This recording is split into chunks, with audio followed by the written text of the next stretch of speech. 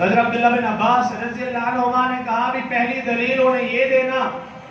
علم انبیاء کی میراث ہے اور مال فرعونوں کی میراث ہے.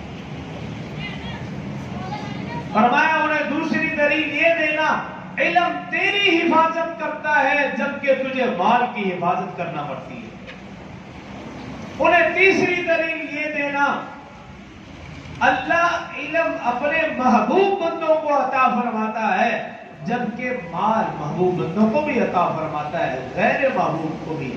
غیر مسلم کو بھی، بلکہ غیر مسلم کو زیادہ دیتا ہے. اور فرمایا چوتھی دلیل یہ دینا علم جتنا خرچ کرو گے بڑھتا چلا جائے گا دنیا میں بھی اور آخرت میں بھی، اور مال خرچ کرو گے دنیا میں تو کم ہوگا لیکن آخرت میں اگرچہ اس کا اجر و ثواب بہت زیادہ ہے لیکن